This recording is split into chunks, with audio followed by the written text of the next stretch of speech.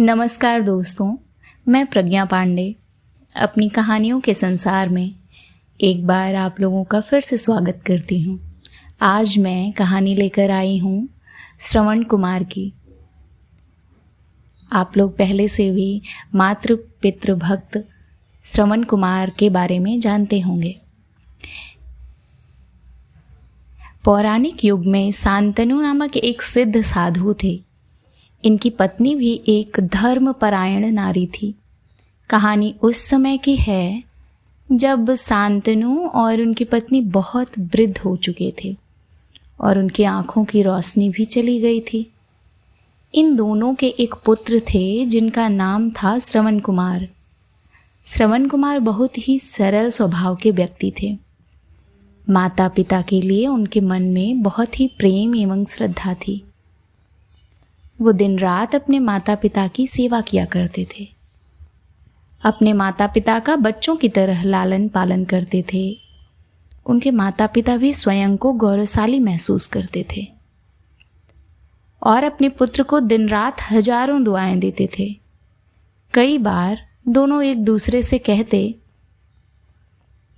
कि हम कितने धन्य हैं कि हमें श्रवण जैसा मात्र पितृभक्त पुत्र मिला, जिसने स्वयं के बारे में ना सोचकर अपना पूरा जीवन वृद्ध नेत्रहीन माता पिता की सेवा में लगा दिया। इसकी जगह कोई अन्य होता तो विवाह के बाद केवल स्वयं का हित सोचता और बूढ़े नेत्रहीन माता पिता को कहीं छोड़ आता और खुशी से अपना जीवन व्यापन करता। जब ये बात श्रवण ने सुनी तो उन्होंने माता पिता से कहा कि मैं कुछ भी भिन्न नहीं कर रहा हूँ, यह तो मेरा कर्तव्य है। जब मैं छोटा था तब आपने मुझे इससे भी ज़्यादा अच्छा जीवन दिया और अब मुझे यह सौभाग्य प्राप्त हुआ है कि मैं आपकी सेवा करूं। आप दोनों जो भी इच्छा रखते हैं मुझसे कहें, मैं उन्हें अवश्य पूरा करूंगा। तब शांतनु और उनकी पत्नी कहते हैं, पुत्र श्रवण, हम दोनों की आयु बहुत अधिक हो चुकी है। अब जीवन का कोई भरोसा नहीं है। किसी भी समय हमारी आंखें बंद हो सकती हैं।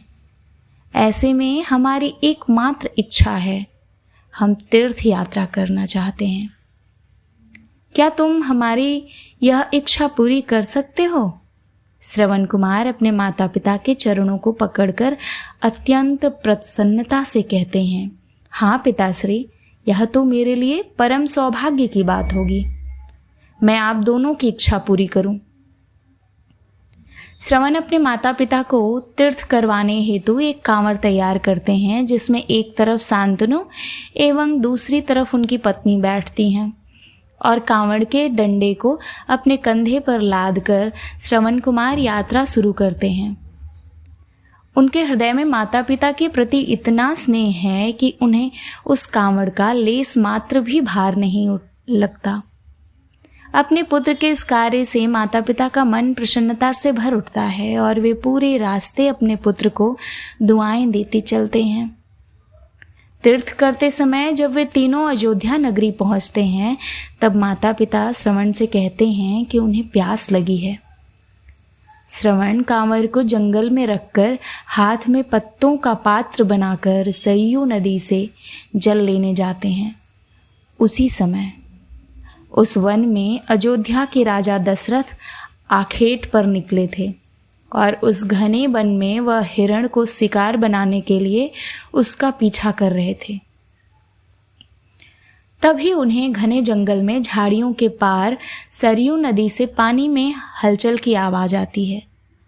उस हलचल को हिरण के पानी पीने की आवाज समझकर महाराज दशरथ शिकार के उद्देश्य से तीर चला देते हैं और उस तीर से श्रवण कुमार के हृदय को आघात पहुंचता है, जिससे उनके मुंह से पीड़ा भरी आवाज निकलती है, जिसे सुन दशरथ स्तब्ध रह जाते हैं और उन्हें अनहोनी का एहसास होता है और वे भागकर सरयू नदी के तट पर पहुंचते हैं, जहां वे अपने तीर को श्रवण के हृदय में लगा देख भयभीत हो जाते हैं और उन्हें अपनी भूल का एहसास होता है।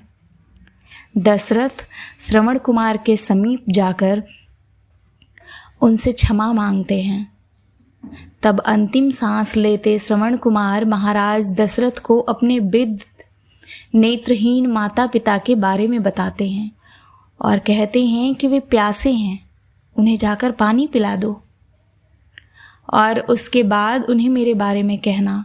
और इतना कहकर श्रवण कुमार मृत्यु को प्राप्त हो जाते हैं। भारी हृदय के साथ महाराजा दशरथ श्रवण के माता पिता के पास पहुंचते हैं, उन्हें पानी पिलाते हैं। माता आश्चर्य से पूछते हैं कि उनका पुत्र कहाँ है। वे भले ही नेत्रहीन हों, पर वे दोनों अपने पुत्र को आहट से ही समझ लेते थे। माता पिता के प्रश्नों को सुन महाराज दशरथ उनके चरणों में गिर जाते हैं और बीती घटना को विस्तार से कहते हैं।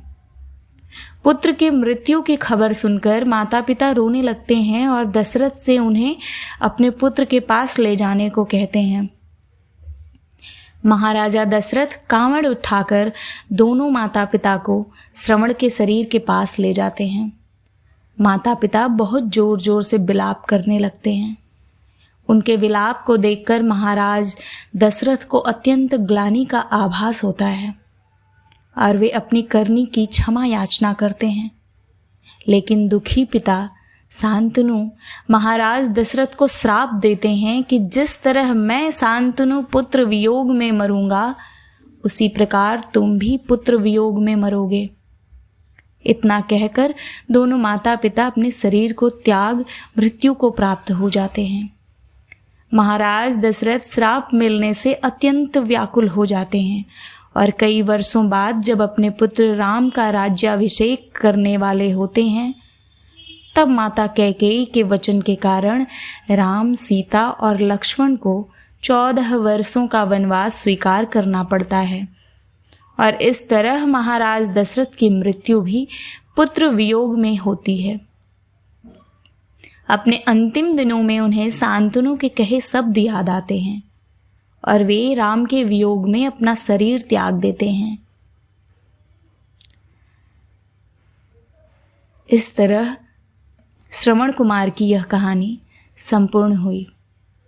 हमें यह कहानी शिक्षा देती है कि बिना लक्ष्य को देखे उसे भेदना कई बार आपको गलती का पात्र बना देता है और आप ना चाहते हुए भी दूसरों के दुखों का कारण बन जाते हैं। अपनी माता पिता की भक्ति के कारण ही श्रवण कुमार आज भी पुराणों में जीवित हैं।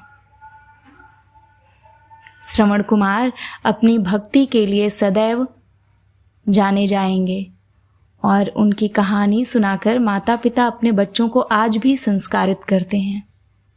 धन्यवाद।